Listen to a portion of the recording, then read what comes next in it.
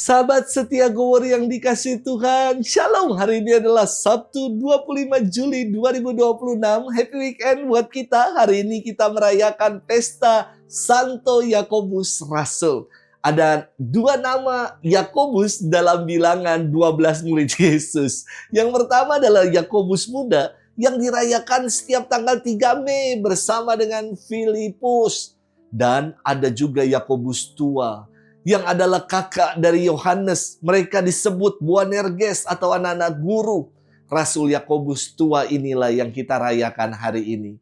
Pernah Yakobus dan Yohanes bersama dengan ibunya datang kepada Yesus dan meminta agar anaknya ini diberikan posisi VIP. Yang satu di sebelah kanan, yang satu di sebelah kiri dalam kerajaan Yesus.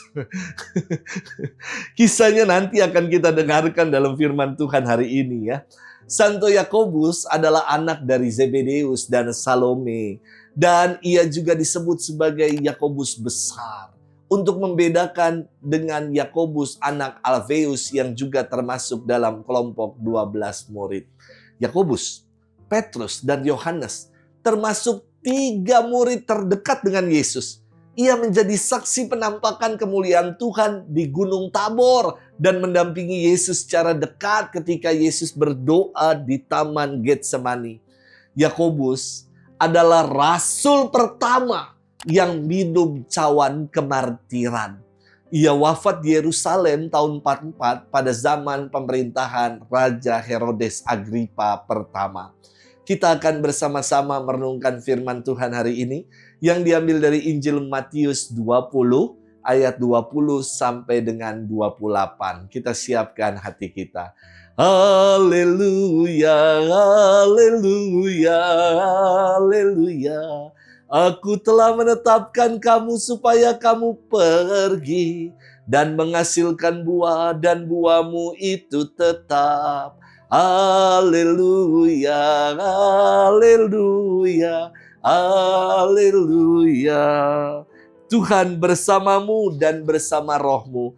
Inilah Injil suci menurut Matius. Dimuliakanlah Tuhan.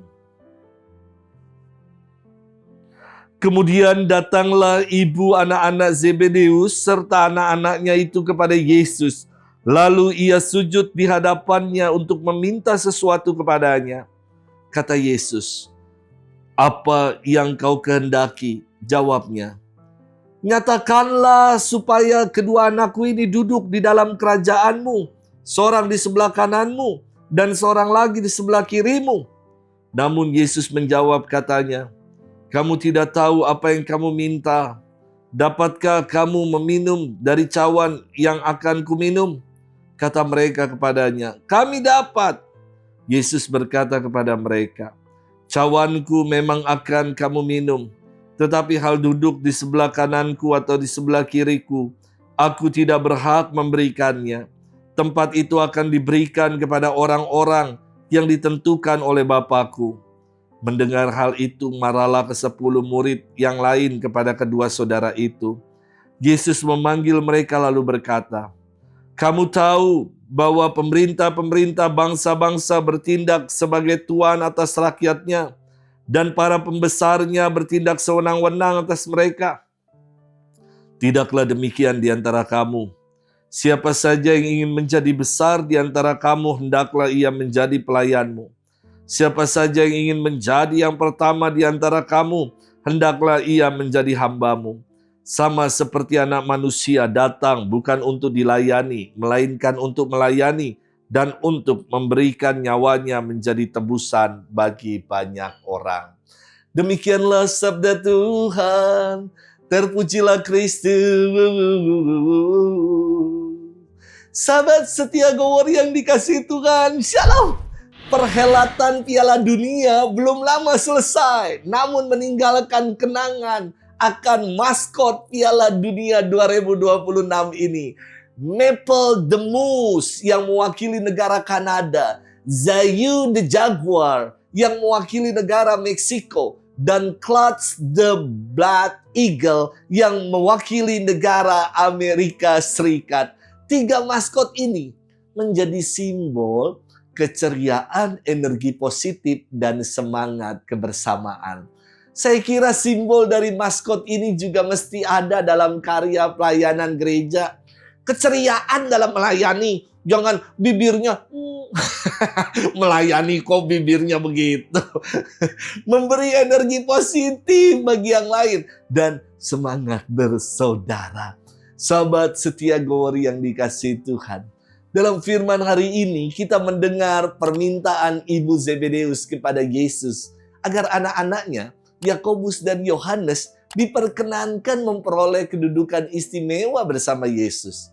Nampak bahwa motivasi mengikuti Yesus hanya demi kedudukan, demi posisi saja. Mengharapkan hal-hal istimewa dengan menjadi pengikut Yesus. Motivasi inilah yang hendak diperbarui oleh Yesus. Ia bersabda, barang siapa ingin menjadi besar di antara kamu, hendaklah ia menjadi pelayanmu. Dan barang siapa ingin menjadi terkemuka di antara kamu, hendaklah ia menjadi hambamu. Sabda ini ingin mengkonfrontasi permintaan Ibu Zebedeus. Bahwa motivasi untuk mengikuti Yesus bukan untuk membesarkan diri dan menjadi terkemuka. Namun menjadi pelayan dan hamba. Sahabat setia Gowori yang dikasihi Tuhan. Motivasi itu berakar kata Latin movare. Yang berarti daya, dorongan yang menggerakkan untuk melakukan sesuatu. Apa yang menjadi motivasi kita sebagai pengikut Tuhan? Semoga dasar motivasi kita mengikuti Tuhan adalah ketulusan untuk membesarkan namanya. Tanpa ada motif pribadi yang terselubung. Selamat melayani. Dan semoga pelayanan yang kita buat sungguh tulus. Ceria. Membawa energi positif buat orang lain. Dan menaburkan semangat persaudaraan. Selamat bermenung. Happy weekend buat kita. Tuhan memberkati kita semua. Bapa dan Putra dan Roh Kudus. Amin.